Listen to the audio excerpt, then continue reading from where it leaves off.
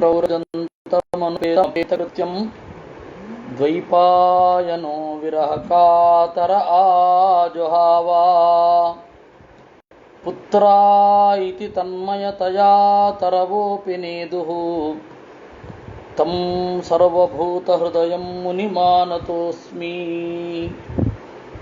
ಯಸ್ಯಾನುಭಾವಮಖಿಲಶ್ರುತಿಸಾರಮೇಕಂ ಅಧ್ಯಾತ್ಮದೀಪಮತಿತಿತೀರ್ಷತಾಂ ತಮೋಂಧಂ ಸಂಸಾರಿಣಾಂ ಕರುಣಯಾಃ ಪುರಾಣಗುಹ್ಯಂ ತಂ ವ್ಯಾಸಸೂನುಮುಪಯಾಮಿ ಗುರುಂ ಮುನೀನಾಂ ನಾರಾಯಣಂ ನಮಸ್ಕೃತ್ಯ ನರಂ ಚೈವ ನರೋತ್ತಮಂ ದೇವೀಂ ಸರಸ್ವತೀಂ ವ್ಯಾಸಂ ತತೋ ಗ್ರಂಥಮುದೀರಯೇ ಮಾತರಂ ಮೇ ಮಾತರಿಷ್ವನ್ನ ಪಿತರತುಲಗುರೋ ಭ್ರಾತರಿಷ್ಟಾಪ್ತಬಂಧೋ ಸ್ವಾಮಿನ್ ಸರ್ವಾಂತರಾತ್ಮನ್ನ ಜರ ಜರಯಿತರ್ಜನ್ಮ ಮೃತ್ಯಾಮಯಾನಾಂ ಗೋವಿಂದೇ ದೇಹಿ ಭಕ್ತಿಂ ಭವತಿ ಚ ಭಗವನ್ನೂರ್ಜಿತಾಂ ನಿರ್ನಿಮಿತ್ತಾಂ ನಿರ್ವ್ಯಾಜಾಂ ನಿಶ್ಚಲಾಂ ಸದ್ಗುಣಗಣ ಬೃಹತೀಂ ಶಾಶ್ವತೀಂ ಆಶುದೇವಾಂ. ಸೂರ್ಯನ ಸಂಚಾರ ಮೊದಲಾದವುಗಳ ಬಗ್ಗೆ ನಾವು ಮುಂದೆ ನೋಡಲಿದ್ದೇವೆ. ಸೂರ್ಯನ ಬೆಳಕಿನ ಸಂಚಾರ ಅಥವಾ ಸೂರ್ಯನ ಸಂಚಾರ ಎರಡಂದ್ರೂ ನಡೆದೀತು. ಯದಾ ಮೇಷತುಲಯೋ ವರ್ತತೆ ತದಾ ಅಹೋರಾತ್ರಾಣಿ ಸಮಾನಾನಿ ಭವಂತಿ. ಯಾವಾಗ ಸೂರ್ಯ ಮೇಷರಾಶಿಯಲ್ಲಿ ತನ್ನ ಪ್ರಭಾವವನ್ನು ಹೆಚ್ಚು ಮಾಡ್ತಾನೆ, ಯಾವಾಗ ತುಲಾರಾಶಿಯಲ್ಲಿ ಅವನು ಇರ್ತಾನೆ, ಆಗ ಹಗಲು ಮತ್ತು ರಾತ್ರಿ ಸಮಾನವಾಗತ್ತೆ. ಯದಾ ವೃಷಭಾದಿಷು ಪಂಚಸು ರಾತ್ರಿಷು ಪಂಚಸು ರಾಶಿಷು ಚರತಿ ತದಾ ಅಹಾನ್ಯೇವ ವರ್ಧಂತೆ ಹ್ರಸಂತಿ ಚ ರಾತ್ರಯಃ. ಯಾವಾಗ ವೃಷಭ ಮೊದಲಾದ 5 ರಾಶಿಗಳಲ್ಲಿ ಸೂರ್ಯನ ಪ್ರಭಾವ ಜಾಸ್ತಿ ಇರುತ್ತೆ, ಆವಾಗ ಬೆಳಗ್ಗೆ ಜಾಸ್ತಿ ಆಗತ್ತೆ, ಇರುಳು ಕಡಿಮೆಯಾಗತ್ತೆ. ಮಾಸಿ ಮಾಸಿ ಏಕೈಕಾ ಘಟಿಕಾ ತುಲ್ಯಂ ದಿವಸಂ. ತಿಂಗಳಿನಲ್ಲಿ ನಿಮಗೆ ಕಡಿಮೆ ಆಗ್ತಾ ಹೋಗುತ್ತೆ ಒಂದೊಂದು ಘಳಿಗೆ. ನೀವು ಗಮನಿಸಿರಬಹುದು, ಇವತ್ತಿನ ದಿನಮಾನದಲ್ಲಿ ಸುಮಾರು 5:30ಗೆ ಬೆಳ್ಳಂ ಬೆಳಕು, ಒಂಚೂರು ಕತ್ತಲೆ ಇರಲ್ಲ. 6:30ಯಲ್ಲಿ ಯಾವ ನಿಚ್ಚಳ ಬೆಳಕು ಇರುತ್ತೋ ಅಷ್ಟು ನಿಚ್ಚಳವಾದ ಬೆಳಕು ಹೀಗಿರುತ್ತೆ. ಯಾವ ಅಧ್ಯಾಯದ ಪುಸ್ತಕ ನೋಡಿಕೊಳ್ಳಬೇಕು ಅಂತ 5ನೇ ಸ್ಕಂಧ 21ನೆಯ ಅಧ್ಯಾಯ ವಿದ್ಯಾಪೀಠದಿಂದ ಪಬ್ಲಿಷ್ ಆಗಿದ್ದು ಆ ಪುಸ್ತಕ. ಅಲ್ಲಿ ಕೆಳಗಡೆ ಪಾಠ ಅದು ಪ್ರಾಚೀನ ಪಾಠ, ಮೇಲ್ಗಡೆಯ ಪಾಠ ಅರ್ವಾಚೀನ ಪಾಠ. ಕೆಳಗಡೆಯ ಪಾಠವನ್ನು ರೆಫರ್ ಮಾಡಿಕೊಂಡು ಹೋಗ್ತೇನೆ. ತುಲ್ಯಂ ದಿವಸಂ ವರ್ಧಮಾನಾನಿ ಅಹಾನಿ ತಾವತೀಹಿ ಅನುಸಂಕ್ಷೀಯಮಾಣ ರಾತ್ರಯಃ. ಬೆಳಗ್ಗೆ ಕೆಲವೊಮ್ಮೆ ಕಡಿಮೆ ಆಗತ್ತೆ, ರಾತ್ರಿ ಜಾಸ್ತಿ ಆಗತ್ತೆ. ಯಾವುದು ಉದಗಯನಂ ಅಹಾನಿ ಹ್ರಸಂತಿ ರಾತ್ರಯೋ ವಿವರ್ಧಂತೆ.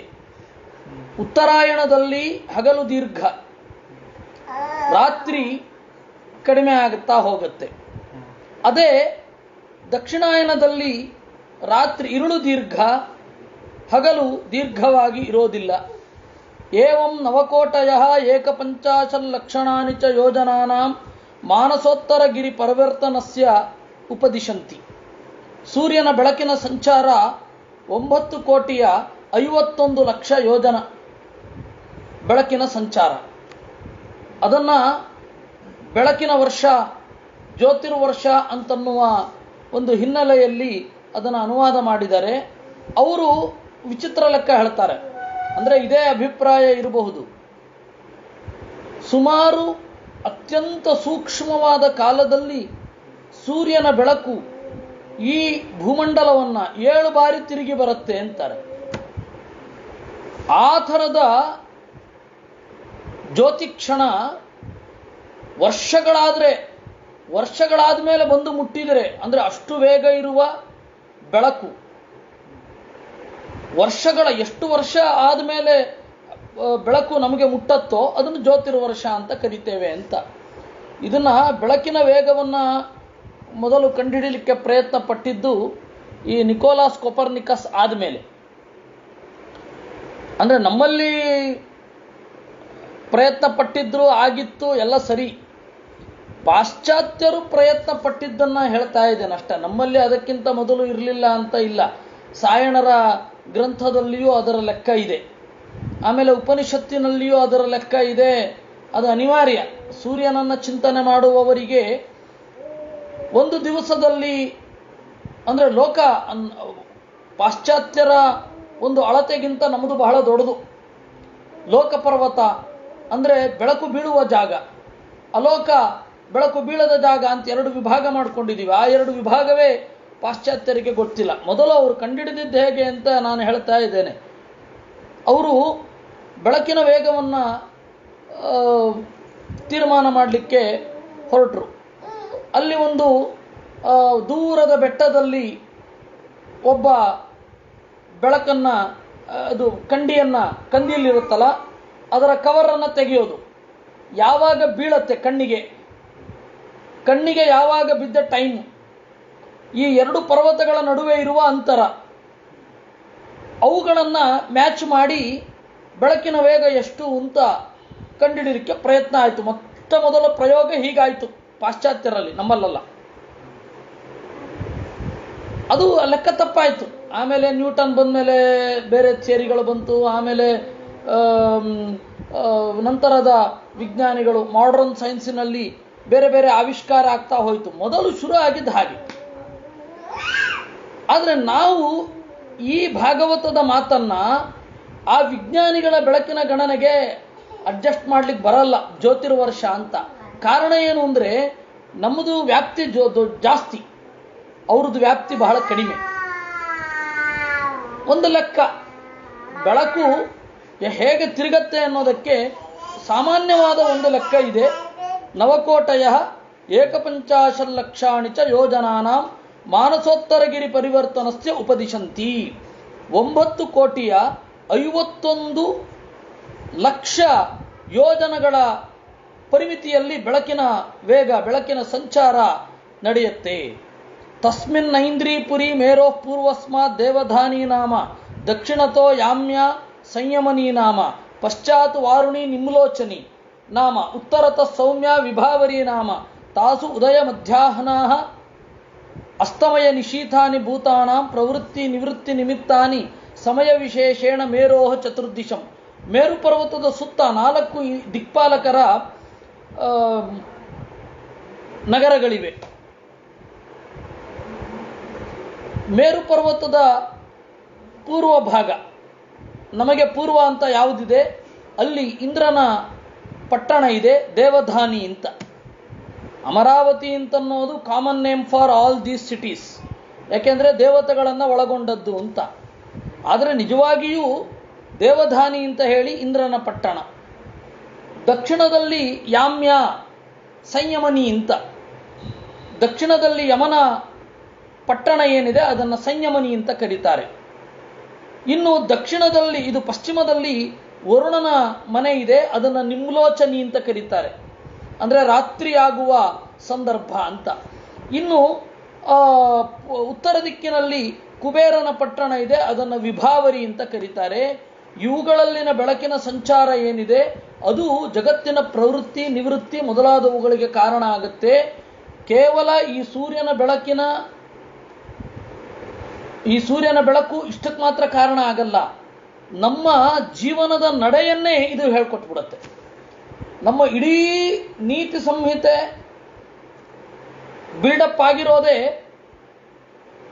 ಈ ದಿಕ್ಕುಗಳಲ್ಲಿ ಸೂರ್ಯನ ಬೆಳಕಿನ ಸಂಚಾರದ ಮೇಲೆ. ಇದು ಹೀಗೇನೇ ಇರೋದು. ನಾವೇನೋ ಒಂದು ಚೇಂಜ್ ಮಾಡ್ತೀವಿ ಅಂತ ಹೇಳಿದ್ರೆ ಆಗಲ್ಲ. ಪ್ರಕೃತಿ ಒಂದು ನಿಯಮವನ್ನು ಮಾಡಿದೆ. ಆ ನಿಯಮಕ್ಕೆ ಅನುಗುಣವಾಗಿ ನಾವು ಬಾಳ ಸಾಗಿಸ್ಬೇಕು. ನಮಗನುಗುಣವಾಗಿ ಪ್ರಕೃತಿಯನ್ನ ನಾವು ಮಾಡಲಿಕ್ಕಾಗಲ್ಲ. ನಮ್ಮಲ್ಲಿ ನಮ್ಮ ನಾಟಕ ಅಂದರೆ ಸಂಸ್ಕೃತದ ನಾಟಕ, ಸಂಸ್ಕೃತದಿಂದ ಪ್ರಭಾವಿತವಾದ ಕನ್ನಡ ನಾಟಕ ಇತ್ಯಾದಿಗಳಲ್ಲೆಲ್ಲ ಬಂಡಾಯ ಇಲ್ಲ. ಏನು ರೂಲ್ಸ್ ಇದೆ ಅದಕ್ಕೆ ನಡೆದುಕೊಂಡು ಹೋಗುವಂಥದ್ದು. ಆದರೆ ವಿದೇಶಿಯರಲ್ಲಿ ಹಾಗಾಗಲಿಲ್ಲ. ಬಂಡಾಯ ಹೇಳ್ತೇವೆ ಅಂತ ಬೇಕಷ್ಟು ಅವರ ನಾಟಕಗಳು, ಅವರ ಬೇರೆ ಬೇರೆ ಕಲಾ ಪ್ರಕಾರಗಳು ಬಂಡಾಯವನ್ನು ಒಳಗೊಂಡಿದೆ. ನಾವು ಯಾಕೆ ಹೀಗಿರಬಾರ್ದು, ನಾವು ಯಾಕೆ ಹಾಗಿರಬಾರ್ದು? ಹಾಗೆ ಹೊರಟವರೇ ಒಬ್ಬರು ಹಿಪ್ಪಿ, ಉಲ್ಟಾ ಹೋಗಬೇಕು ಅಂತ. ಆದರೆ ಅದು ಆಗಲಿಲ್ಲ. ಸಮಾಜದಲ್ಲಿ ರಾತ್ರಿ ಆದ ಕೂಡಲೇ ರಾತ್ರಿ ಆಗೋದ್ರೊಳಗಡೆ ಮನೆಯಲ್ಲಿರಬೇಕು ಅಂತ ಹೇಳೋದು ಯಾಕೆ ಅಂತಂದರೆ, ಕತ್ತಲಲ್ಲಿ ಹೆಚ್ಚು ಸಮಸ್ಯೆಗಳು ಇವೆ. ಅಂದರೆ ಬೆಳಕು ಇಲ್ಲ, ಅಲ್ಲಿ ಜ್ಞಾನ ಗೋಚರ ಆಗೋದಿಲ್ಲ, ಅದು ಎಲ್ಲಕ್ಕೂ ಅಪಾಯ. ಅದರಿಂದಾಗಿ ಮೊದಲು ಇರಬೇಕು ಅಂದರು. ಅದು ಏನು ಲೈಟ್ ಬೇಕಾದರೂ ಇಟ್ಟಿರಲಿ, ರಾತ್ರಿ ರಾತ್ರಿಯೇ, ಬೆಳಗ್ಗೆ ಬೆಳಗ್ಗೆನೆ. ಈ ನಿಯಮಗಳು ಯಾಕೆ ಬಂತು ಅಂದರೆ ಅದನ್ನೇ ಹೇಳಿದ್ರು ಅವರು. ನಮ್ಮ ಸೂರ್ಯನ ಬೆಳಕಿನ ಸಂಚಾರದ ಮೇಲೆ ಪ್ರವೃತ್ತಿ ನಿವೃತ್ತಿ ನಿಮಿತ್ತಾನಿ ಸಮಯ ವಿಶೇಷೇಣ, ಬೇರೆ ಬೇರೆ ಸಮಯವನ್ನು ಇಟ್ಟುಕೊಂಡು ತೊಡಗೋದು, ಆ ಕೆಲಸವನ್ನು ಬಿಡೋದು ಇತ್ಯಾದಿಗಳ ನಿಮಿತ್ತಗಳಾದವು. ಹೀಗೆ ಮಾಡಬೇಕು, ಬೇರೆ ತರಹ ಅಲ್ಲ. ಪ್ರಕೃತಿಗೆ ವಿರುದ್ಧವಾಗಿ ಹೋಗ್ಲಿಕ್ಕಾಗಲ್ಲ. ಪ್ರಕೃತಿ ಏನನ್ನ ಪ್ರಿಫರ್ ಮಾಡುತ್ತೆ ಅನ್ನೋದನ್ನು ನಾವು ನೋಡಬೇಕು. ತತ್ರತ್ಯಾನಾಂ ದಿವಸ ಮಧ್ಯಗತ ಏವ ಆದಿತ್ಯಸ್ತಪತಿ ಸವ್ಯೇನ ಅಚಲಂ ದಕ್ಷಿಣೇನ ಕರೋತಿ. ಅಲ್ಲಿ ದಿವಸದ ನಟ್ಟ ನಡುವೆ ಸೂರ್ಯ ಬಂದು ಬೆಳಗುತ್ತಾನೆ. ಆ ಬೆಳಕಿನ ಸಂಚಾರ ಉತ್ತರಾಯಣದಲ್ಲಿ ಉತ್ತರದ ದಿಕ್ಕಿಗೆ ವಾಲಿಕೊಂಡಿರ್ತದೆ. ಉತ್ತರ ದಿಕ್ಕಿನಲ್ಲಿ ಹೆಚ್ಚು ಬೆಳಕು ಬೀಳುತ್ತೆ, ಬಿಸಿಲು ಜಾಸ್ತಿ ಇರುತ್ತೆ. ದಕ್ಷಿಣಾಯನದಲ್ಲಿ ದಕ್ಷಿಣದಲ್ಲಿ ಇರ್ತದೆ ಅಷ್ಟೇ. ಅದರಿಂದಾಗಿ ನಾವು ಒಂದು ರೂಮ್ ಕಟ್ಟಿಸಿದ್ರೆ, 2 ರೂಮ್ ಕಟ್ಟಿಸಿದ್ರೆ, ಉತ್ತರಾಯಣದಲ್ಲಿ ಒಂದು ಕಡೆ ಶೆಕೆ ಜಾಸ್ತಿ ಇರುತ್ತೆ, ದಕ್ಷಿಣಾಯನದಲ್ಲಿ ಒಂದು ಕಡೆ ಶೆಕೆ ಜಾಸ್ತಿ ಇರುತ್ತೆ. ಅದೆಲ್ಲ ನಾವು ಸೂಕ್ಷ್ಮವಾಗಿ ಗಮನಿಸಬಹುದು. ಅದಕ್ಕೆಲ್ಲ ಇದು ಕಾರಣ.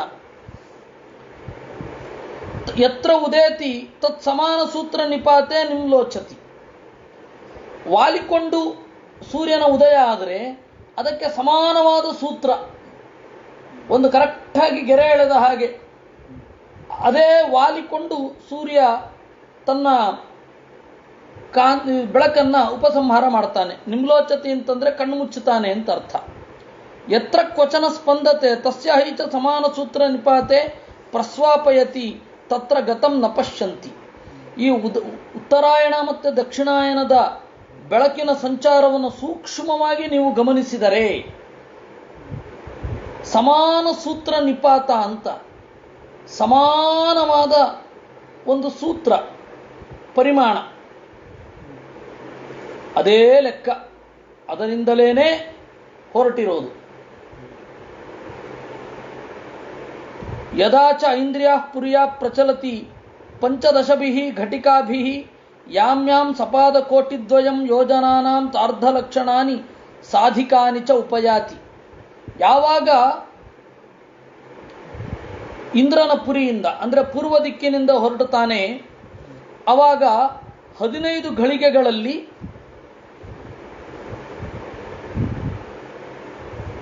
ಒಂದೂ ಕಾಲು ಕೋಟಿ ಅಥವಾ ಕೆಲವೊಬ್ಬರು 2 ಅಂತ ಹೇಳ್ತಾರೆ, ಅದರಿಂದ ಕೂಡಿದ 12.5 ಲಕ್ಷ ಯೋಜನೆಗಳನ್ನು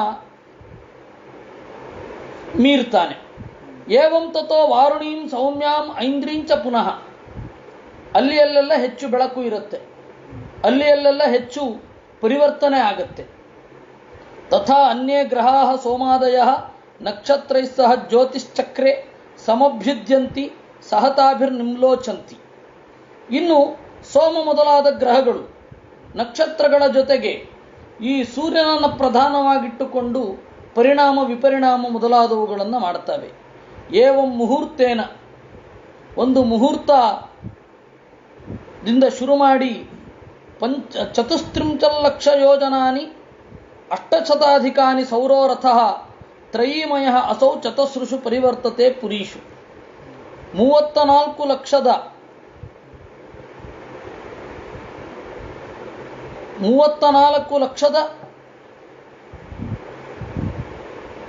ಯೋಜನ, 34 ಲಕ್ಷ ಯೋಜನ ಅದು ತಿರುಗತ್ತೆ.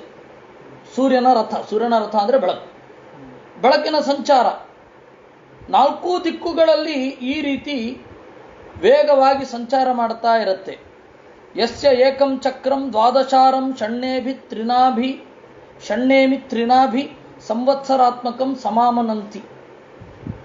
ಒಂದು ಚಕ್ರ ಅಂದರೆ ಸೂರ್ಯನ ಒಂದು ಚಕ್ರ. ಮೊನ್ನೆ ಒಬ್ಬರು ಪ್ರಶ್ನೆ ಕೇಳ್ತಾ ಇದ್ರು, ಸೂರ್ಯನ ರಥಕ್ಕೆ ಒಂದೇ ಚಕ್ರವ ಅಂತ. ಅದು ಸಾಂಕೇತಿಕ ಅಂತಲೇ ಚಿಂತನೆ ಮಾಡಬೇಕು. ಯಾಕೆಂದರೆ 12 ಸ್ಪೋಕ್ಸ್ ರಥದ ಕಡ್ಡಿಗಳಿರ್ತದೆ, 2 ಭಾಗಗಳಿದೆ, 3 ತರಹದ ಒಳಗಡೆಯ ವೃತ್ತಗಳು ಇವೆ. ಅದನ್ನು ಸಂವತ್ಸರಾತ್ಮಕಂ ಆಮನಂತಿ, 1 ವರ್ಷದ ಚಕ್ರ ಅಂತ ಹೇಳ್ತಾರೆ.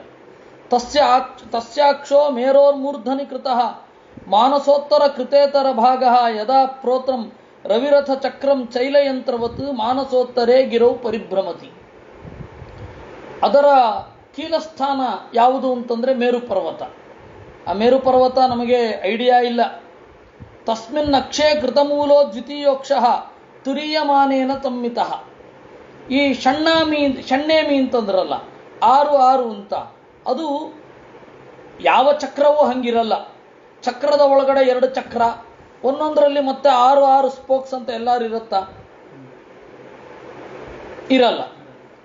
ಇದೆ ಅಂತಂದ್ರೆ ಅದು ಅಯನಗಳನ್ನು ಇಟ್ಟುಕೊಂಡದ್ದು. 6 ತಿಂಗಳು.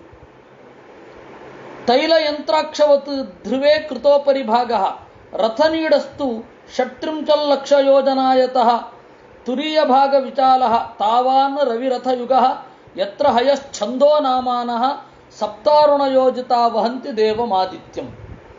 ಇನ್ನು ಬಹಳ ವಿಸ್ತಾರವಾಗಿ ಸೂರ್ಯನ ರಥ ಇರುತ್ತೆ. ಅಲ್ಲಿ ಛಂದೋನಾಮಾನಃ ಹಯ ಒಂದೇ ಕುದುರೆ. ಆ ಕುದುರೆಗೆ 7 ಹೆಸರು. ಅರುಣನಿಂದ ನಿಯಂತ್ರಿಸಲ್ಪಡ್ತದೆ. ಅರುಣ ಅಂತಂದರೆ ಸೂರ್ಯನ ಸಾರಥಿ, ಅವನು ಕಾಲಾಭಿಮಾನಿ ಕೂಡ. ಇದು ಸಾಂಕೇತಿಕ ಅಂತಲೇ ಹೇಳಬೇಕು ನೀವು. ಅವನು ಅಭಿಮಾನಿ ದೇವತೆಗಳು ಕೆಲಸವನ್ನು ಮಾಡ್ತಾ ಇದ್ದಾರೆ. ಆದರೆ ನಿಮಗೆ ಹಿಂಗೆ ನೋಡ್ತಾ ಇದ್ದರೆ ರಥದ ಚಕ್ರ ಮೂರ್ತವಾಗಿ ಕಾಣೋಲ್ಲ. ಕೆಲವೊಂದು ನೋಡಿ ಸಾಂಕೇತಿಕವಾಗಿ ಮತ್ತು ವಾಸ್ತವಿಕವಾಗಿ ಎರಡೂ ಇರ್ತವೆ. ಉದಾಹರಣೆಗೆ ಪದ್ಮನಾಭ ರೂಪ, ಅದು ಸಾಂಕೇತಿಕವೂ ಹೌದು. ಚಿಂತನೆ ಮಾಡುವವರಿಗೆ ಸಾಂಕೇತಿಕ ಏನು?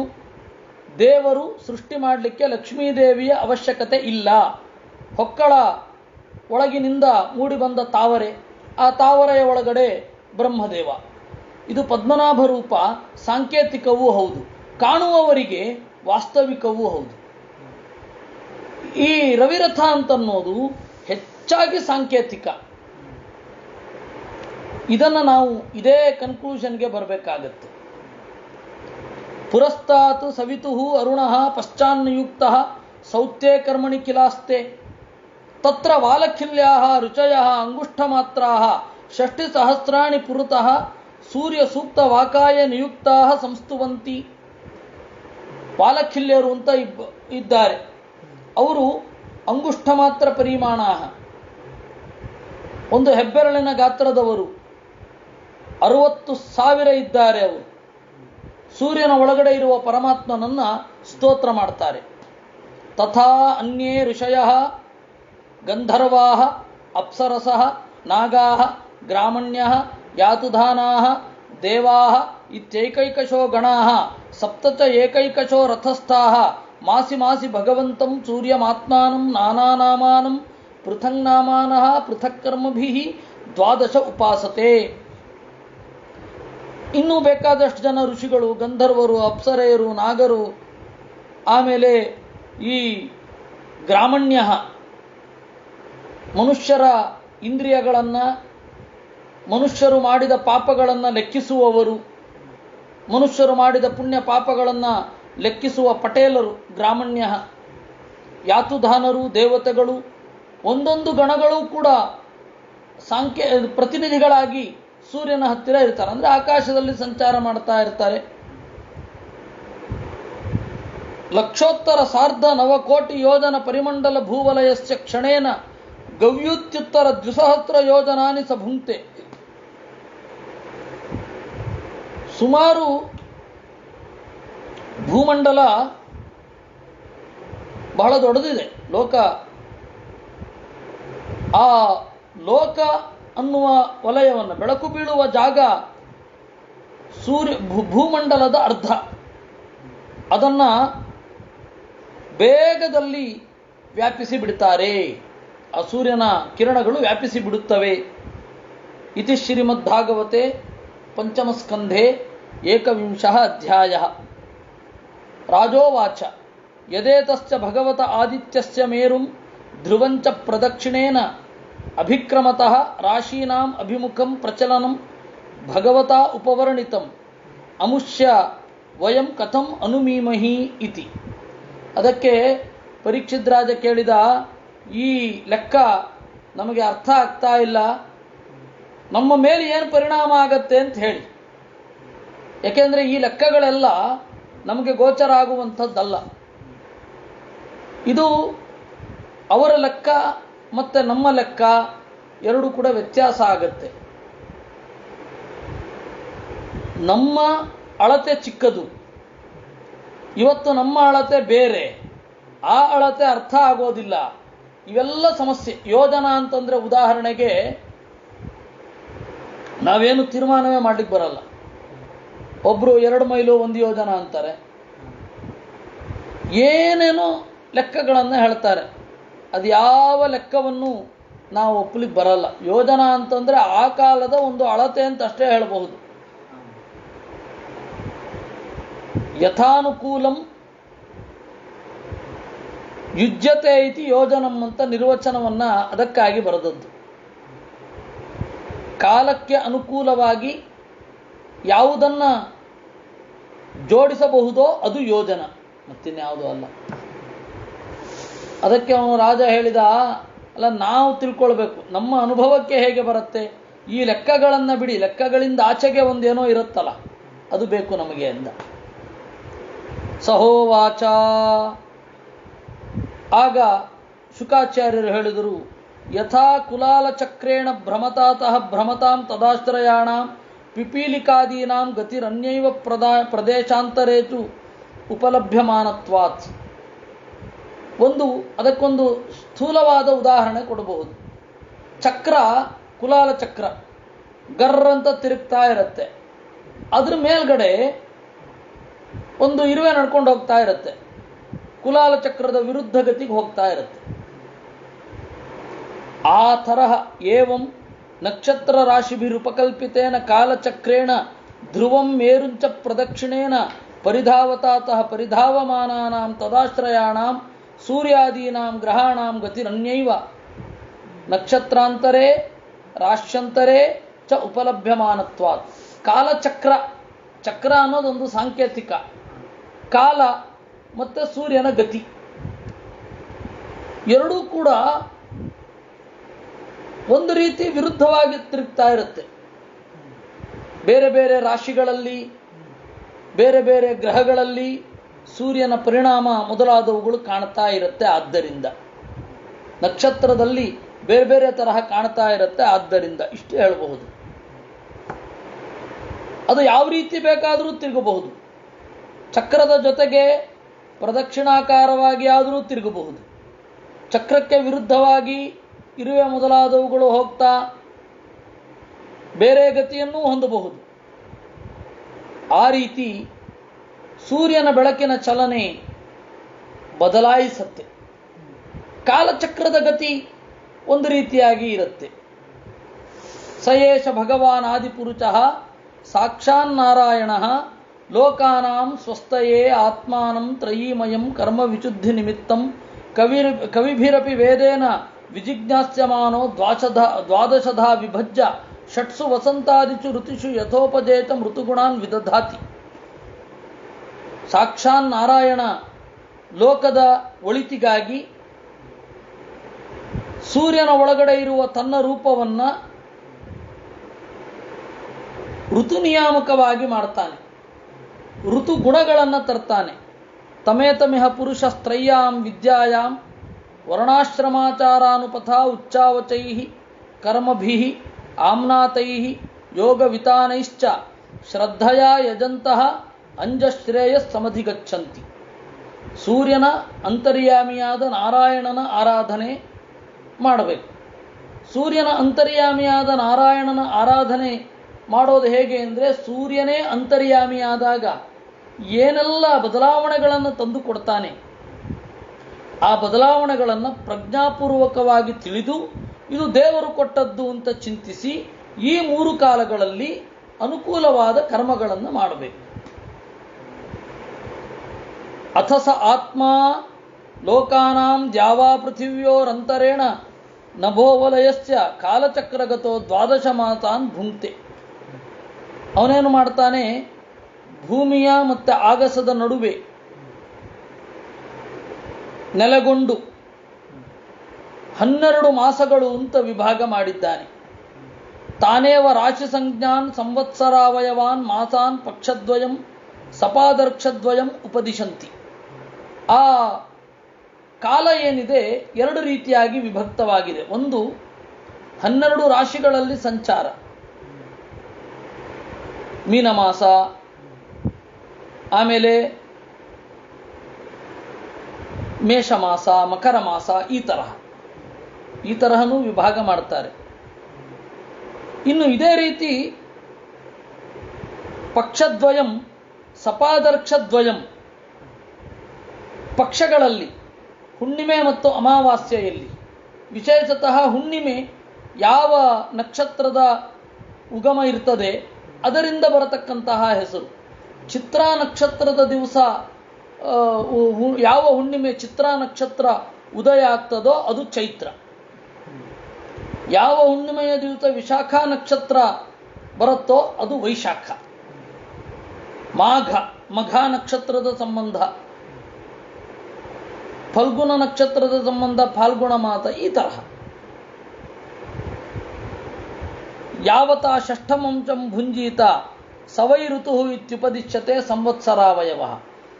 ಈ 12 ಮಾಸಗಳ 6ನೇ 1 ಭಾಗ ಅಂದರೆ 2 ಮಾಸ, ಅದು ಒಂದು ಋತು ಅಂತ ಚಿಂತನೆ. ಅಥಚ ಯಾವತಾ ಅರ್ಧೇನ ನಭೋವೀಥ್ಯ ಪ್ರಚಲತಿ ತಂ ಕಾಲಂ ಅಯನಮಿತ್ಯಾಚಕ್ಷತೆ. ಈ ಕಾಲದ ಅರ್ಧ ಭಾಗ ಏನಿದೆ ಅದನ್ನು ಅಯನ ಅಂತ ಕರೀತಾರೆ. ಅಥಚ ಯಾವನ್ ನಭೋಮಂಡಲಂ ಸಹ ದ್ಯಾವಾ ಪೃಥಿವ್ಯೋರ್ ಮಂಡಲಾಭ್ಯಾಂ ಕಾರ್ತ್ಸ್ನೇನ ಭುಂಜೀತ ತಂ ಕಾಲಂ ಸಂವತ್ಸರಂ. ಒಂದು ಪೂರ್ಣ ಚಕ್ರ ಬಂತು ಅಂದರೆ ಅದನ್ನು ಸಂವತ್ಸರ ಅಂತ ಕರೀತಾರೆ. ಆಮೇಲೆ ಪರಿವತ್ಸರ, ಇಡಾವತ್ಸರ, ಅನುವತ್ಸರ, ವತ್ಸರ ಅಂತ ಭಾನೋಹೋ ಮಾಂದ್ಯ ಶೈಘ್ರ್ಯ ಸಮಾನಗತಿಭಿ ತಮಾಮನಂತಿ. ಸೂರ್ಯನ ನಿಧಾನಗತಿ, ವೇಗಗತಿ, ಸಮತಟ್ಟಾದ ಗತಿ, ಇದನ್ನು ಇಟ್ಟುಕೊಂಡು ಅವರೇನು ಮಾಡ್ತಾರೆ, ಪರಿವತ್ಸರ, ಇಡಾವತ್ಸರ, ವತ್ಸರ, ಅನುವತ್ಸರ ಅಂತ ಚಿಂತಿಸುತ್ತಾರೆ. ನಿಮಗೆ ಒಂದು ತಮಾಷೆ ಹೇಳಬೇಕು. ಜಾಮಿತಾ ದೋಷ ಪರಿಹಾರಾಯ ಭಣ್ಯತೆ. ಈ ಗ್ರೆಗೋರಿಯನ್ ಕ್ಯಾಲೆಂಡರ್ ಮಾಡುವಾಗ ಇಷ್ಟು ಸ್ಪಷ್ಟ ಕಲ್ಪನೆ ಇರಲಿಲ್ಲ ಅವರಿಗೆ. ಅವರು ಮಳೆಗಾಲ ಅಂತ ಹೇಳಿ ಆದಮೇಲೆ ಎರಡು ತಿಂಗಳಾದ್ಮೇಲೆ ಮಳೆಗಾಲ ಬರೋದು, 3 ತಿಂಗಳಾದ ಮೇಲೆ ಇದು ಬೇಸಿಗೆ ಕಾಲ ಅಂತ ಹೇಳಿದ 2 ತಿಂಗಳಾದ್ಮೇಲೆ ಬೇಸಿಗೆ ಕಾಲ ಬರೋದು. ಅವ್ರಿಗೆ ತಲೆ ಕೆಟ್ಟೋಯ್ತು, ಏನು ಮಾಡಬೇಕಿದನ್ನ ಅಂತ. ಅದಕ್ಕೆ 40 ವರ್ಷಗಳನ್ನು ಅವರು ಕಳೆದರು. ಇನ್ನು ಬೇಡ, ಲೆಕ್ಕ ಇಡೋಣ ಹೀಗೆ ಅಂತ. 10 ತಿಂಗಳಿಗೆ 1 ವರ್ಷ ಅಂತ ಲೆಕ್ಕ ಮಾಡ್ತಾ ಇದ್ರು ಅವರು. ಈ ಪಹ್ಲವಿ ಭಾಷೆಯಲ್ಲಿ ಸೆಪ್ಟೆಂಬರ್ ಸಪ್ತವೇ, ಅಷ್ಟವೇ ಅಕ್ಟೋಬರ್, ನವೆಂಬರು ದಶಂಬರ, ಹೀಗೆಯೇ ಇದ್ದದ್ದು. ಆಮೇಲೆ ಅನೇಕ ಭಾಷೆಯಲ್ಲಿ ಬದಲಾವಣೆ ಅದು ಸಹಜ, ನಿಮಗೆ ಗೊತ್ತಿದೆ. ಅದರಿಂದಾಗಿ ಇಬ್ಬರು ರಾಜರು ಬಂದರು. ಆಮೇಲೆ ಜೂಲಿಯಸ್ ಸೀಸರ್ ತನ್ನ ಹೆಸರನ್ನು ಹಾಕಿದ, ಇನ್ನು ಮೇಲೆ ನನ್ನ ಹೆಸರಿನಲ್ಲಿ ನೀವು ಈ ತಿಂಗಳನ್ನು ಕರಿಬೇಕು ಅಂತ. ಅದು ಜುಲೈ. ಅಗಸ್ಟಸ್ ಸೀಸರ್, ಅಗಸ್ಟಸ್ ಅಂತ ಒಬ್ಬ ಬಂದ ರಾಜ, ಸೀಸರ್ ಅಲ್ಲ ಅವನು, ಅಗಸ್ಟಸ್, ಅವನ ಹೆಸರಿನಲ್ಲಿ ಆಗಸ್ಟ್ ಅಂತ ಆಯಿತು. ಅಲ್ಲಿ ಹಿಂದೆ ಮಾಡಿದ ಲೆಕ್ಕ ಎಲ್ಲ ಕಳೆದು ಹಾಕಿದ್ರು. ಅವರು ಎಷ್ಟು ವರ್ಷ ಆಗಿತ್ತು ಅಂತ ಹೇಳಿದ್ರು, ಆ ಲೆಕ್ಕಕ್ಕೂ 12 ತಿಂಗಳು 1 ವರ್ಷ ಅಂತ ಲೆಕ್ಕ ಮಾಡಿಕೊಂಡಾಗ ಆ ಲೆಕ್ಕಕ್ಕೂ ವ್ಯತ್ಯಾಸ ಬರಲಿಕ್ಕೆ ಶುರು ಆಯಿತು. ನೀವು ಗ್ರೆಗೋರಿಯನ್ ಕ್ಯಾಲೆಂಡರ್ನ ಇತಿಹಾಸವನ್ನು ತೆಗೆದು ನೋಡಿ, ಅದರಲ್ಲಾಗಿರುವ ಗೋಲ್ಮಾಲ್ ನಿಮಗೆ ಗೊತ್ತಾಗುತ್ತೆ. ಮೊದಲಾದರೆ ಈ ತರಹದ ಸಂಗತಿಯನ್ನು ಹೇಳಬೇಕಾದ್ರೆ ಬಹಳ ಕಷ್ಟಪಡಬೇಕಾಗೋದು. ಈಗ ಗೂಗಲ್ ಮಾಡಿ ನೋಡ್ಕೊಳ್ಳಿ ಅಂದರೆ ಸಾಕು, ಅವ್ರವ್ರು ನೋಡ್ಕೋತಾರೆ. ಇನ್ನು ವಿಶೇಷಾಂಶಗಳನ್ನು ನಮಗೆ ಹೇಳ್ತಾರೆ, ನೋಡಿ ಹೀಗೆ ಇದೆ ಅಂತ, ಆ ವಿಶೇಷಾಂಶಗಳು. ಅದರಿಂದ ಅವ್ರದ್ದು 2 ತಿಂಗಳು ಮೊದಲು ಬರ್ತಾ ಇತ್ತು, 2 ತಿಂಗಳು ಆಮೇಲೆ ಬರ್ತಾ ಇತ್ತು. ಹೀಗೆ 12, ನಾವು ಮೊದಲು ಈ ತರಹದ ಸಮಸ್ಯೆಗಳೇ ಇರಲಿಲ್ಲ ನಮಗೆ. 12 ಭಾಗ ಅಂದರೆ 12 ಭಾಗ ಅಷ್ಟೇ, ತಿಂಗಳನ್ನು 12 ಭಾಗ ಅಂತನ್ನುವ ಚಿಂತನೆ ನಮ್ಮಲ್ಲಿ ಎಷ್ಟು ಮುಂದುವರೆದಿತ್ತು ಅನ್ನೋದಕ್ಕೆ ಇದು ಸಾಕ್ಷಿ. ಆದರೆ ಆಲ್ಬೆರೂನಿ ಅವನು ಭಾರತದ ಬಗ್ಗೆ ಬಹಳ ಸುಳ್ಳು ಬೆರೆದಿದ್ದಾನೆ ಅಂತ ನಾನು ಮೊದಲಿಂದ ನಿರೂಪಣೆ ಮಾಡ್ತಾ ಇದ್ದೆ. ಜ್ಯೋತಿಷ್ಕರು ಪೊಳ್ಳು ವಿಶ್ವಾಸವನ್ನು ಹೊಂದಿದ್ದಾರೆ ಅಂತ ಬರೀತಾನೆ. ಆಮೇಲೆ ಮುಂದುವರೆದು ಕೆಲವೊಂದು ಕಡೆ ಹಾಗಿರುತ್ತೆ, ಕೆಲವೊಂದು ಕಡೆ ಅಕ್ಯುರೇಟ್ ಆಗಿ ಲೆಕ್ಕವನ್ನು ಹೇಳಿದ್ದಾರೆ ಅಂತ ಕೂಡ ಬರೀತಾನೆ. ಅವನು ಹೇಳ್ದ ಅಂತ ನಾವು ಗ್ರೇಟ್ ಆಗಬೇಕಾಗಿಲ್ಲ. ಅವನು ಭಾರತವನ್ನು ನೋಡಲಿಕ್ಕೆ ಅಂತ ಬಂದ, ಅದನ್ನು ಇನ್ನೊಮ್ಮೆ ನಾನು ಓದಬೇಕಿದೆ. ಆಲ್ಬೆರೂನಿಯ ಏನು ಮಾಡೋದು, ಅಪಾರವಾದ ಪುಸ್ತಕಗಳು ಮದ್ದೂರಿನ ಹತ್ತಿರ ಒಂದು ಫ್ಯಾಕ್ಟ್ರಿಯಲ್ಲಿ, ಗೋಡೌನಲ್ಲಿ ಬಿದ್ದಿದೆ. ದೇವರು ಇನ್ನೂ ಗೆದ್ದಲು ಹಿಡಿಸಿಲ್ಲದೆ ಹೋಗಿದ್ರೆ ಅದನ್ನು ಮತ್ತೆ ಓದಿ ಹೊಸ ವಿಚಾರಗಳನ್ನು ತಿಳಿದು ಹೊಸ ಆಯಾಮದಿಂದ ಚಿಂತಿಸಲಿಕ್ಕೆ ಆಗತ್ತೆ. ಇಲಿಗಳಿಗೆ ಬುದ್ಧಿ ಕೊಟ್ಟು ಗೆದ್ದಲುಗಳಿಗೆ ನಿವಾರಣೆ ಮಾಡಿ, ಅದು ಆ ಪುಸ್ತಕ ಕೆಲವೆಲ್ಲ ಹಾಳಾಗದಂತೆ ದೇವರು ಮಾಡಬೇಕಿದೆ. ಏಕೆಂದರೆ ನಾನು ಕೆಲವೊಂದು ಪುಸ್ತಕಗಳನ್ನು ನೋಡಿದ್ದೆ, ಕೆಲವೊಂದು ಪುಸ್ತಕಗಳು India as described as Ptolemy ಅಂತ, ಗ್ರೀಕ್ ತತ್ವಶಾಸ್ತ್ರಜ್ಞ ಟಾಲೆಮಿ ಮಹಾಭಾರತದ ಹಿನ್ನೆಲೆಯಲ್ಲಿ ಭಾರತದ ಮ್ಯಾಪನ್ನು ಹೇಗೆ ಗ್ರಹಿಸಿದ್ದಾನೆ ಅಂತ ಅದೊಂದು ಚಿತ್ರಣ ಇತ್ತು. ಆ ಥರದ್ದು ಬೇಕಾದಷ್ಟು ಸಂಗ್ರಹ ಮಾಡಿ ಅವುಗಳಿಗೆ ಆಹಾರವಾಗಿ ಕೊಟ್ಟು ಬರುವಂತಹ ಕೆಲಸ ಒಬ್ಬರು ಮಹಾನುಭಾವರು ಮಾಡಿದ್ದಾರೆ. ಅವ್ರಿಗೂ ದೇವರು ಪ್ರಚೋದನೆ ಮಾಡಿ ಆ ಪುಸ್ತಕವನ್ನು ತೆಗೆದುಕೊಂಡು ಬರುವಂತಾಗಲಿ. ಏವಂ ಚಂದ್ರಮಾ ಅರ್ಕಗಭಸ್ತಿಭ್ಯ ಉಪರಿಷ್ಟಾತ್ ಲಕ್ಷಯೋಜನತ ಉಪಲಭ್ಯಮಾನಃ ಸಂವತ್ಸರ ಭುಕ್ತಿಂ ಪಕ್ಷಾಭ್ಯಾಂ ಮಾಸಭುಕ್ತಿಂ ಸಪಾದರ್ಕ್ಷಾಭ್ಯಾಂ ದಿನೇನೈವ ಚ ಪಕ್ಷಭುಕ್ತಿಂ ಅಗ್ರಚರಿ ಧೃತತರ ಗಮನಃ ಭುಂಕ್ತೆ. ಇನ್ನು ಚಂದ್ರ ಅವನೇನು ಮಾಡಿದ್ದಾನೆ, ಸೂರ್ಯನಿಗಿಂತ ಎತ್ತರದಲ್ಲಿದ್ದಾನೆ. ಚಂದ್ರಲೋಕ ಚಂದ್ರಮಂಡಲ ವ್ಯತ್ಯಾಸ ಇದೆ. ಇಲ್ಲಿ ಏನಾಗಿದೆ ಅಂದರೆ ಚಂದ್ರಲೋಕ ಚಂದ್ರಮಂಡಲ ಚಂದ್ರ ಎಲ್ಲ ಒಂದೇ ಇವರಿಗೆ. ಯಾರಿಗೆ? ವಿದೇಶಿಯರಿಗೆ. ಅಂದರೆ ಭಾಗವತದಲ್ಲಿ ಹೇಳಿದ್ದು ಅನೇಕ ಅರ್ಥ ಆಗಲಿಲ್ಲ, ಸ್ವಲ್ಪ ತಾಳ್ಮೆಯಿಂದ ನೋಡಿ ಇದನ್ನು ಬೇರೆ ರೀತಿ ಅರ್ಥೈಸಲಿಲ್ಲ, ಸಮಸ್ಯೆಗಳು. ಅರ್ಕಗಭಸ್ತಿಭ್ಯ ಉಪರಿಷ್ಟಾತ್, ಸೂರ್ಯನ ಬೆಳಕಿಗಿಂತ ಎತ್ತರ ಇದ್ದಾನೆ. ಸೂರ್ಯನ ಮಂಡಲಕ್ಕಿಂತ ಅಲ್ಲ, ಸೂರ್ಯನಿಗಿಂತ ಅಲ್ಲ, ಸೂರ್ಯನ ಬೆಳಕಿಗಿಂತ ಅಂತ. ಇವರು ಸೂರ್ಯಮಂಡಲಕ್ಕಿಂತ ಚಂದ್ರಮಂಡಲ ಎಲ್ಲಿ ಎತ್ತರ ಇದೆ ಅಂತ ಒಬ್ರು, ಸೂರ್ಯನಿಗಿಂತ ಚಂದ್ರ ಎಲ್ಲಿ ಎತ್ತರ ಇದ್ದಾನೆ, ಚಂದ್ರನೇ ಹತ್ರ ಅಂತ ಇನ್ ಕೆಲವರು. ಅಲ್ಲಿ ಹೇಳಿರೋದು ಸರಿಯಾಗಿ ಅರ್ಥ ಮಾಡ್ಕೊಳ್ಳಿ. ಗಭಸ್ತಿ ಅಂತಂದ್ರೆ ಬೆಳಕು, ಸೂರ್ಯನ ಬೆಳಕಿಗಿಂತ ಲಕ್ಷ ಯೋಜನ ಎತ್ತರದಲ್ಲಿದ್ದಾನೆ ಅಷ್ಟೇ. ಸೂರ್ಯನ ಬೆಳಕು ಬೇರೆ, ಸೂರ್ಯನ ಬೆಳಕು ಇಲ್ಲಿ ಕಾಣಿಸುವಂಥದ್ದು. ಸೂರ್ಯನ ಬೆಳಕು ಬೀಳುವ ಜಾಗಕ್ಕಿಂತ ಲಕ್ಷ ಯೋಜನ ಎತ್ತರ ಇದ್ದಾನೆ, ಅಥವಾ ತುತ್ತ ತುದಿ ಬೆಳಕು ಬೀಳುವ ಜಾಗ, ಬಹಳ ಎತ್ತರದ ಜಾಗ ಅಷ್ಟೇ ಇರೋದಲ್ಲ. ಅಲ್ಲಿ ಸಂವತ್ಸರ ಭುಕ್ತಿಂ, ಒಂದು ವರ್ಷ, ಚಂದ್ರನ ಹಿನ್ನೆಲೆಯಲ್ಲಿಯೇ ಒಂದು ವರ್ಷ ಅಂತ ಗ್ರಹಿಸೋದು. ಚಂದ್ರನ ಹಿನ್ನೆಲೆಯಲ್ಲಿಯೇ ಮಾಸವನ್ನು ಗ್ರಹಿಸೋದು. ಅದಕ್ಕೆ ತಿಂಗಳು ಅಂತ ಕರೀತಾರೆ ಮಾಸವನ್ನು ಕನ್ನಡದಲ್ಲಿ. ತಿಂಗಳು ಅಂದ್ರೆ ಏನು ಗೊತ್ತಾ? ಚಂದ್ರನ ಬೆಳಕು ಅಂತಾನೆ ಅರ್ಥ. ಮತ್ತೆ ಬೆಳದಿಂಗಳು ಅಂತಾರೆ. ಬೆಳದಿಂಗಳು ಅಂತ ಹೇಳ್ಬೇಕಾಗಿಲ್ಲ, ತಿಂಗಳು ಅಂದ್ರೇನೆ ಬಿಳಿಯಾದ ಕಾಂತಿ ಅಂತ. ಬಿಳಿಯಾದ ತಿಂಗಳು, ಬೆಳತಿಂಗಳು ಹೇಳಬೇಕಾಗಿಲ್ಲ, ತಿಂಗಳು ಅಂದ್ರೆ ಸಾಕು. ನೀವು ವ್ಯಾಸತೀರ್ಥರ ಪದ್ಯಗಳನ್ನೆಲ್ಲ ನೋಡಿದರೆ ತಿಂಗಳು ಅಂತಾನೆ ಬಳಸೋದು. ಕೆಲವೊಂದ್ಸರ್ತಿ ಛಂದಸ್ಸಿಗಾಗಿ, ಇವಾಗ ನೋಡಿ ಶ್ರೀಪಾದರಾಜರ ಒಂದು ಪದ್ಯ ಇದೆ, ಕಾಳ ಬೆಳದಿಂಗಳು ಅಂತ. ಅಲ್ಲಿ ಅವರು ತಿಂಗಳು ಅನ್ನೋ ಶಬ್ದ ಇದ್ದಾಗಲೂ ಬೆಳದಿಂಗಳು ಅಂತ ಹೇಳಿದ್ದು ಜನರಿಗೆ ಅರ್ಥ ಆಗಲಿ ಅಂತ. ಈ ಸಂಸಾರ ಅನ್ನೋದು ಕತ್ತಲೂ ಹೌದು, ಬೆಳಕು ಹೌದು. ಅಜ್ಞಾನ ಇರೋದ್ರಿಂದ ಕತ್ತಲು, ಬೆಳಕಿಗೆ ಅವಕಾಶ ಇರೋದ್ರಿಂದಾಗಿ ಬಿಳಿಯಾದ ತಿಂಗಳು ಅಂತ ಆ ಅಭಿಪ್ರಾಯ. ಆದರೆ ಸಾಮಾನ್ಯ ತಿಂಗಳು ಅಂದ್ರೆ ಸಾಕು. ಆದರೆ ನಾವಿವತ್ತು ತಿಂಗಳು ಅಂತಂದ್ರೆ ಗೊತ್ತಾಗಲ್ಲ, ಬೆಳದಿಂಗಳು ಅಂತಾನೆ ಹೇಳಬೇಕಾಗುತ್ತೆ. ಓ ನೋಡಿ ಬೆಳದಿಂಗಳು, ಕಪ್ಪು ತಿಂಗಳು ಎಲ್ಲಿದೆ ಅಂತ ಕೇಳಬೇಕು ಅವ್ರನ್ನ. ಕಾರ್ದಿಂಗಳು, ತಿಂಗಳು ಒಂದು ಶಬ್ದಕ್ಕೆ ಬೆಳಕಿನ ಕಾಂತಿ ಅಂತ ಹೇಳಿದ್ದಾರೆ.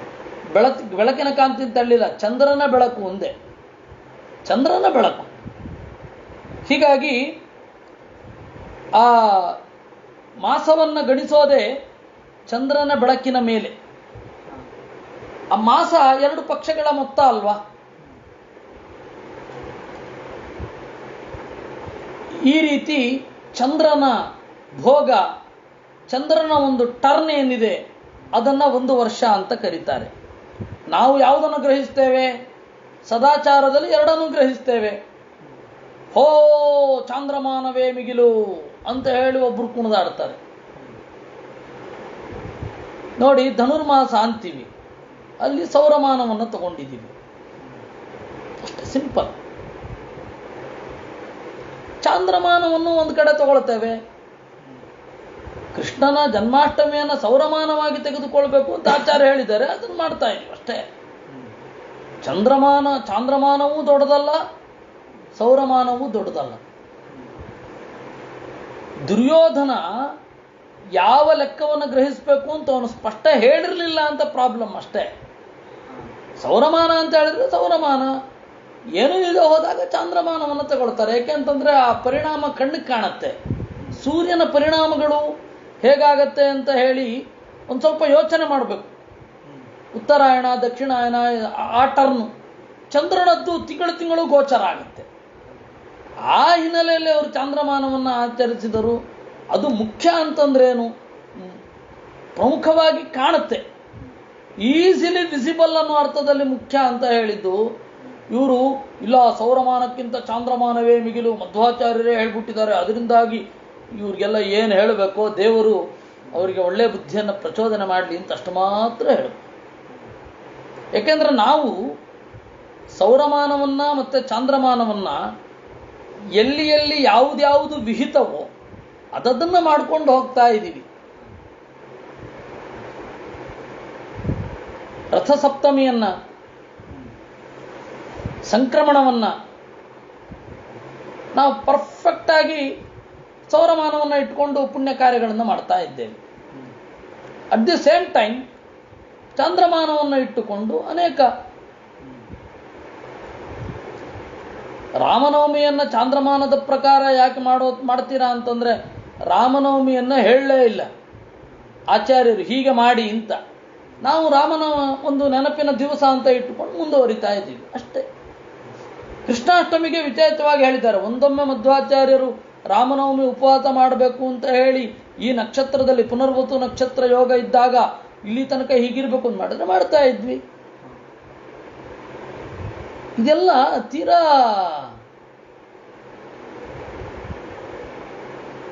ಸಹಜವಾಗಿ ಗೊತ್ತಾಗುವಂಥದ್ದು. ಇದಕ್ಕೆಲ್ಲ ಏನೋ ರಾಕೆಟ್ ಸೈನ್ಸ್ ಏನು ಬೇಡ. ಏನು ಮಾಡೋದು, ದೇವರು ಅವರಿಗೆ ಒಳ್ಳೆ ಬುದ್ಧಿ ಕೊಡ್ಲಿ. ಅಥ ಚ ಆಪೂರ್ಯಮಾಣಾಭಿ ಉಪಕ್ಷೀಯಮಾಣಾಭಿಶ್ಚ ಕಲಾಭಿ ಪಿತॄಣಾಂ ಅಹೋರಾತ್ರಾಣಿ ಪೂರ್ವಪಕ್ಷ ಅಪರಪಕ್ಷಾಭ್ಯಾಂ ವಿತನ್ಮಾನಃ ಸರ್ವಜೀವನಿವಃ ಪ್ರಾಣಃ ಜೀವಶ್ಚ ಏಕಮೇಕಂ ನಕ್ಷತ್ರಂ ತ್ರಿಂಶನ್ ಮುಹೂರ್ತೈರ್ಭುಂಕ್ತೆ.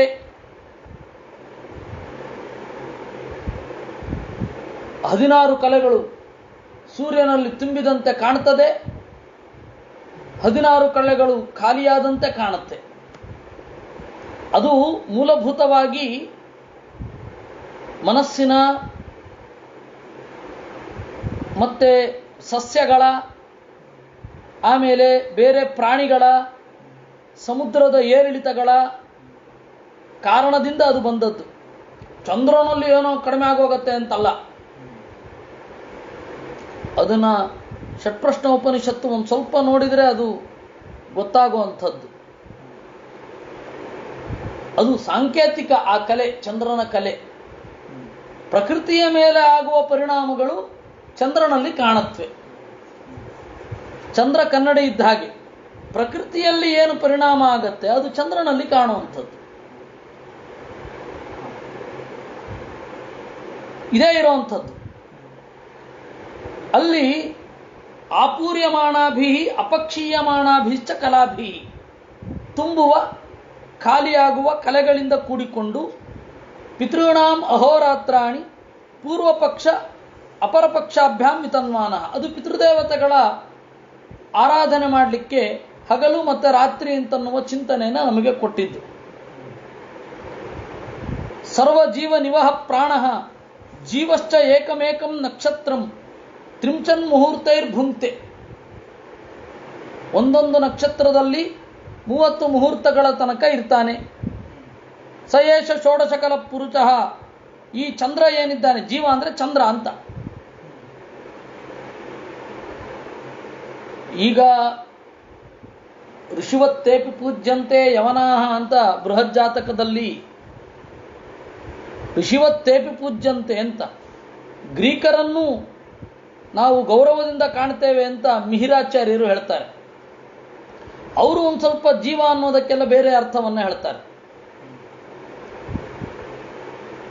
ನಮ್ಮಲ್ಲಿ ಕೇಂದ್ರ ಅಂತ ಪದಪ್ರಯೋಗ ಇರಲಿಲ್ಲ, ನಾಭಿ ಅಂತ ಪದಪ್ರಯೋಗ ಇತ್ತು. ಅವರು ಕೇಂದ್ರ ಅಂತ ಹೇಳಿ ಒಂದು ಭಾಷೆಯನ್ನು, ಒಂದು ಶಬ್ದವನ್ನು ಸಂಸ್ಕೃತದಲ್ಲಿ ತಂದರು. ಅಲ್ಲೆಲ್ಲ ಜೀವ ಅಂದರೆ ಬೇರೆ, ಇಲ್ಲಿ ಜೀವ ಅಂತಂದರೆ ಚಂದ್ರ. ಅಬ್ಜೋಜ ಇವಾತೃಕ ಸೋಮಃ ಜೀವ ಅಂತ ಕೋಶ. ಹೀಗಾಗಿ ಜೀವ, ಚಂದ್ರ ಒಂದೊಂದು ನಕ್ಷತ್ರಗಳಲ್ಲಿ ತ್ರಿಂಶನ್ ಮುಹೂರ್ತೈ ಉಪಭುಂಕ್ತೆ, 30 ಮುಹೂರ್ತ ಇರ್ತಾನೆ. 27 ನಕ್ಷತ್ರಗಳಿದೆ. ಕಾಲಸ್ಯ ನಯನೇ ಯುಕ್ತಾ ಸಪ್ತವಿಂಶತಿ ಮಿಂದವಃ ಅಂತ ಹೇಳಿದ್ದಾರೆ. 27 ದಿವಸಗಳಿಗೆ ಒಂದು ತಿಂಗಳು ಅಂತ. ಆದರೆ ನಾವೇನು ಮಾಡ್ತೇವೆ, ಅದನ್ನು 30ಕ್ಕೆ ಮಾಡಿಕೊಂಡಿದ್ದೇವೆ. 16 ತಿಥಿ, 27 ನಕ್ಷತ್ರ, ಅದರ ಸಂಚಾರ. ತಿಥಿ ಬಂದು ಸೂರ್ಯ, ದಿನಾನಾಮಧಿಪ ಸೂರ್ಯ, ಪಕ್ಷ ಮಾಸಾಬ್ದಪ ಶಶಿ. ಇದು ತಗೊಳ್ಬೇಕಾದದ್ದು, ಇದು ತಗೊಳ್ಬಾರದು ಅಂತ ಎಲ್ಲೂ ಆಚಾರ್ಯರು ಹೇಳಲಿಲ್ಲ. ತಟಸ್ಥವಾಗಿ ನಿರೂಪಣೆ ಮಾಡಿಕೊಂಡು ಹೋದರು. ಸಯೇಷ ಷೋಡಶಕಲ ಪುರುಷಃ, ಈ ಜಗತ್ತಿನ ಜೀವಾತುಭೂತವಾದ 16 ಭಾಗಗಳನ್ನು ಅವನು ಮೇಲ್ಗಡೆ ತೋರಿಸ್ತಾನೆ. ಮನೋಮಯ, ಮನೋಭಿಮಾನಿ, ಅಮೃತಮಯ, ತಂಪು ಬೆಳಕನ್ನು ಜನರಿಗೆ ಕೊಡ್ತಾನೆ. ದೇವ ಪಿತೃ ಮನುಷ್ಯ ಭೂತ ಪಶು ಪಕ್ಷಿ ಸರೀಸೃಪ ವೀರುಧಾಂ ಪ್ರಾಣಾಪ್ಯಾಯನ ಶೀಲತ್ವಾತ್ ಸರ್ವಮಯ ಇತಿ ವರ್ಣಯಂತಿ. ದೇವತೆಗಳ, ಪಿತೃದೇವತೆಗಳ, ಮನುಷ್ಯರ, ಬೇರೆ ಬೇರೆ ಜೀವರ, ಪಶುಗಳ, ಪಕ್ಷಿಗಳ, ಸರ್ಪಗಳ ಕಡೆಗೆ ವೀರುಧಾಮ್ ಬಳ್ಳಿಗಳಿಗೆ ಶಕ್ತಿಯನ್ನು ತುಂಬುತ್ತಾ, ಶಕ್ತಿಯನ್ನು ಕಳಿತಾ ಅವನನ್ನು ಸರ್ವಮಯ ಅಂತ ಕರೀತಾರೆ. ತತ ಉಪರಿಷ್ಟಾಲ್ ಲಕ್ಷಯೋಜನತೋ ನಕ್ಷತ್ರಾಣಿ ಮೇರುಂ ಪ್ರದಕ್ಷಿಣೇನೈವ ಕಾಲಾಯನ ಈಶ್ವರ ಯೋಜಿತಾನಿ ಸಹ ಅಭಿಜಿತ 28 ಅಲ್ಲಿಂದ ಮೇಲ್ಗಡೆ 1,00,000 ಯೋಜನ ನಕ್ಷತ್ರಗಳು ಮೇರುವನ್ನು ಪ್ರದಕ್ಷಿಣಾಕಾರವಾಗಿ ಸುತ್ತಿಕೊಂಡಿವೆ. ಅವು ಸಂಚಾರ ಮಾಡ್ತವೆ ಅಂತ ಅರ್ಥ ಅಲ್ಲ, ಇವೆ ಅಂದರೆ ಸುತ್ತುವರಿದು ಇವೆ ಅಂತ. ಅಭಿಜಿತ್ ಮೊದಲಾದ ನಕ್ಷತ್ರಗಳು. ತತ ಉಪರಿಷ್ಟಾದುಶನ 2,00,000 ಯೋಜನಾತ್ ಉಪಲಭ್ಯತೆ. ಇಲ್ಲಿ ಏನೊಂದು ಬದಲಾವಣೆ ಇದೆ ಅದನ್ನು ತಾತ್ಪರ್ಯ ನಿರ್ಣಯದಲ್ಲಿ ಆಚಾರ್ಯರು ಹೇಳಿದ್ದಾರೆ, ಅದನ್ನು ಆಮೇಲೆ ನೋಡೋಣ. ಇದು ಮುಗಿದ ಮೇಲೆ ಅಥವಾ 23ನೇ ಅಧ್ಯಾಯದಲ್ಲಿ ಅದನ್ನು ಹೇಳಬೇಕಾಗತ್ತೆ. 22ನೇ ಅಧ್ಯಾಯ ಅಥವಾ 23ನೇ ಅಧ್ಯಾಯದಲ್ಲಿ ಅದನ್ನು ನಾವು ನೋಡೋಣ. ತತ ಉಪರಿಷ್ಟಾತ್ ಉಶನ, ಶುಕ್ರಾಚಾರ್ಯರು ಅಲ್ಲಿ ನೆಲೆಗೊಂಡಿದ್ದಾರೆ. ಪುರತ ಪಶ್ಚಾತ್ ಸಹೈವ ಅರ್ಕಸ್ಯ ಶೈಘ್ರ್ಯ ಮಾಂದ್ಯ ಸಾಮ್ಯಾದಿಭಿ ಗತಿಭಿ ಅರ್ಕವತ್ ಚರತಿ. ನಮ್ಮ ಹರೀಶ ಸರಳಾಯರು ಹೇಳುತ್ತಾ ಇದ್ದಾರೆ, ಜೀವ ಅಂತಂದ್ರೆ ಗುರು. ಹೌದು,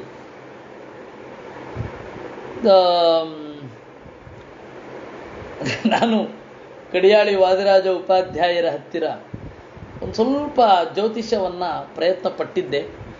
ಆಮೇಲೆ ಅದು ನಮಗೆ ಆಗೋಲ್ಲ ಹೋಗೋಲ್ಲ ಅಂತ, ಇಂಟ್ರೆಸ್ಟು ಇರಲಿಲ್ಲ, ಹೊಲಿಯೋದು ಡೌಟ್ ಏನೋ ಅಂತ ಹೇಳಿ ಅದನ್ನು ಬಿಟ್ಟಿದ್ದಾಯಿತು. ವೇದಾಂತದಲ್ಲಿ ನಮ್ಮ ಆಸಕ್ತಿ 2, ವೇದಾಂತ ಮತ್ತು ಸಾಹಿತ್ಯ. ಅದರಲ್ಲಿ ವಿದ್ಯಾರ್ಥಿ, ಉಳಿದದ್ದು ಇದಕ್ಕೆ ಅನುಕೂಲವಾಗಿ ಅದನ್ನು ನೋಡೋದು ಅಂತ. ಹಾಗೆ ಇರಲಿ. ಪ್ರಕೃತ ಮನುಸರಾಮ, ನಮ್ಮ ಹರೀಶ ಸರಳಾಯರು ಅದರಲ್ಲೇ ವಿಶೇಷ ಕೃಷಿ ಮಾಡಿಕೊಂಡು ಗಂಭೀರವಾಗಿ ಅದನ್ನು ಓದ್ತಾ ಇದ್ದಾರೆ. ತತ ಉಪರಿಷ್ಟಾದ ಉಶನಾತ್ 2,00,000 ಯೋಜನಾತ್ ಉಪಲಭ್ಯತೆ. ಅದರ ಮೇಲ್ಗಡೆ 2,00,000 ಯೋಜನ ಅಂತರದಲ್ಲಿ ಶುಕ್ರ ಕಾಣ್ತಾನೆ. ಅವನು ಸೂರ್ಯನ ಜೊತೆಗೂಡಿ ಶೈಘ್ರ್ಯ ಮಾಂದ್ಯ ಸಾಮ್ಯಾದಿಭಿರ್ ಗತಿಭಿ ಅರ್ಕವಚ್ಚರತಿ.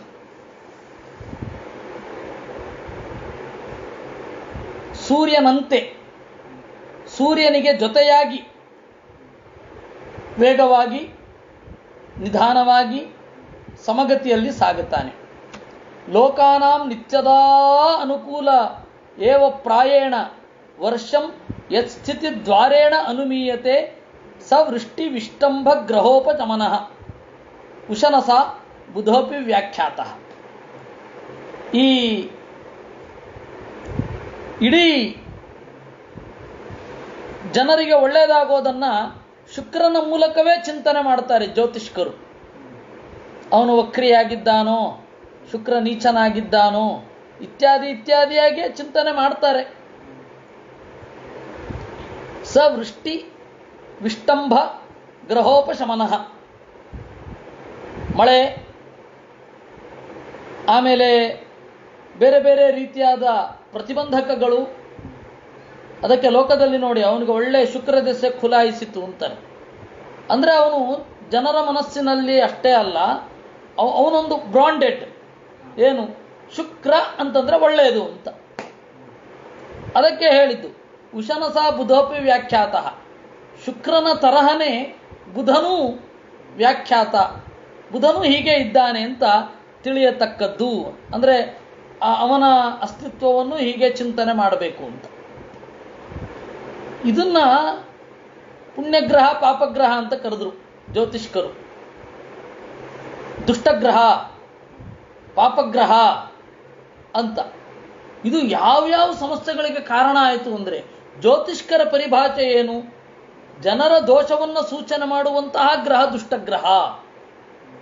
ಜನರ ಗ್ರಹ ಸ್ವಯಂ ದುಷ್ಟ ಅಲ್ಲ, ಜನರ ಪುಣ್ಯವನ್ನು ಸೂಚನೆ ಮಾಡುವಂತಹ ಗ್ರಹ ಪುಣ್ಯಗ್ರಹ. ಇವರೇನು ಮಾಡಿದ್ರು, ಗ್ರಹವನ್ನೇ ಕೆಟ್ಟದ್ದು ಮಾಡಿಬಿಟ್ರು. ಜನರ ದೋಷ ಮಾಪಕವಾದ ಗ್ರಹ ಹೋಗಿ ಅದೇ ತಪ್ಪಾಗೋಯ್ತು.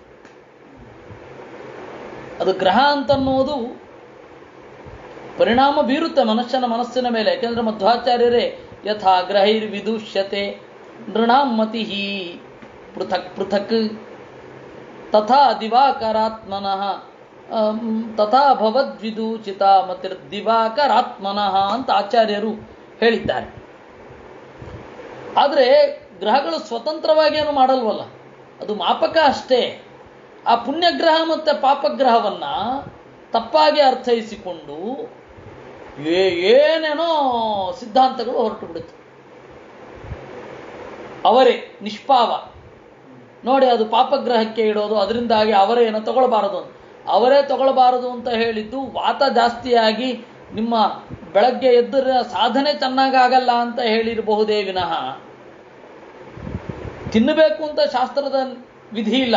ನೀವು ಅವರೆಯನ್ನು ತಿಂದ್ರೇನೆ ಉದ್ಧಾರ ಆಗೋದು ಅಂತಲೂ ಹೇಳಲ್ಲ, ಅವರೆಯನ್ನು ತಿಂದರೆ ನೀವು ಹಾಳಾಗೋಗ್ತೀರಾ ಅಂತಲೂ ಹೇಳಲ್ಲ. ನಿಮ್ಮ ದೇಹದ ಅನುಕೂಲ್ಯವನ್ನು ಗಮನಿಸಿ. ಇವರೇನು ಮಾಡಿದ್ರು, ಯೋಚನೆ ಮಾಡಿದ್ರು, ಅವರೇ ಅಂತ ಅನ್ನೋದು ದುಷ್ಟಗ್ರಹಕ್ಕೆ ಇಟ್ಟಿರೋದು, ಅದಕ್ಕೆ ಅದನ್ನು ತಗೋಬಾರದು ಅಂತ ಏನೇನೋ ಸಿದ್ಧಾಂತಗಳು. ಅದರ ಸ್ಪಷ್ಟವಾದ ಅರ್ಥ ಮಾಡ್ಕೊಳ್ಬೇಕು. ಗ್ರಹ ಸ್ವಯಂ ದುಷ್ಟ ಅಲ್ಲ, ದೋಷವನ್ನು ತೋರಿಸತ್ತಷ್ಟೆ. ಗ್ರಹ ಸ್ವಯಂ ಪುಣ್ಯ ಅಲ್ಲ, ಈ ಸೂಕ್ಷ್ಮವಾಗಿ ಇರಬೇಕು.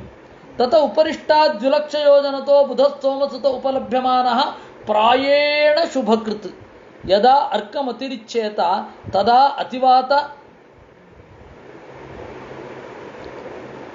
ಅಭ್ರಪ್ರಾಯ ಅನಾವೃಷ್ಟ್ಯಾದಿ ಭಯಂ ಆಶಂಸತೆ. ಅಪ್ಪ ಮಂಜುನಾಥ, ನನಗೆ ಜ್ಯೋತಿಷ್ಯದ ಏನು ಗೊತ್ತಿಲ್ಲಪ್ಪ, ನಾನು ಇಲ್ಲಿ ಏನಿದೆ ಅದನ್ನು ಹೇಳ್ತಾ ಇದ್ದೀನಿ. ನಿನಗೆ ಜ್ಯೋತಿಷ ಬೇಕು ಅಂತ ಹೇಳಿದ್ರೆ ಇದು ಅಲ್ಲಿ ಸೌಜನ್ಯ ಭಟ್ ಅಂತ ಹೇಳಿ ಒಂದು ಪ್ರೊಫೈಲಲ್ಲಿ ನಮ್ಮ ಹರೀಶ್ ಸರಳಾಯರಿದ್ದಾರೆ, ಅವರನ್ನು ಕೇಳುವುದು.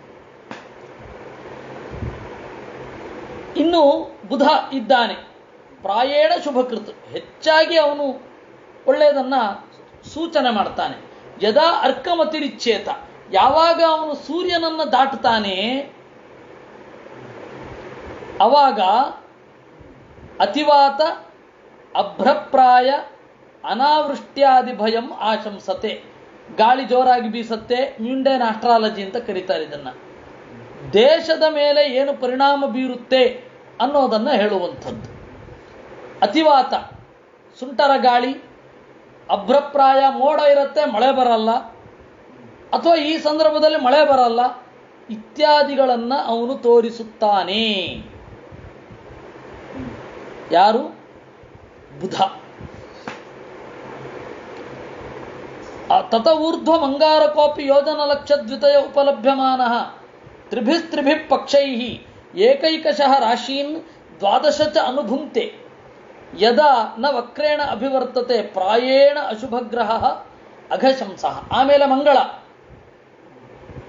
ಮಂಗಳ ಅಂತ ಹೇಳಿ ಹೆಸರು ಮಾತ್ರ ಮಂಗಳ, ವಿರುದ್ಧವಾಗಿರೋದು ಅಂತ ವಾದಿರಾಜರು ತಮಾಷೆ ಮಾಡಿದ್ದುಂಟು. ಅಮಂಗಳಸ್ಯ ವಾರಸ್ಯ ಯಥಾ ಮಂಗಳವಾರತ ಅಂತ. ಆದರೆ ಭಾಗವತ ಹಾಗೇನಿಲ್ಲ ಅಂತ ಅವ್ರು ಮಾಡಿದ ತಮಾಷೆ, ವಾದಿರಾಜರು ಮಾಡಿದ್ದು ತಮಾಷೆ. ಅದನ್ನು ಯಾವ ನೆಲೆಯಲ್ಲಿ ತೆಗೆದುಕೊಳ್ಬೇಕು ಆ ನೆಲೆಯಲ್ಲಿ ತೆಗೆದುಕೊಳ್ಬೇಕು. ಅತ ಊರ್ಧ್ವಂ ಅಂಗಾರಕೋಪಿ.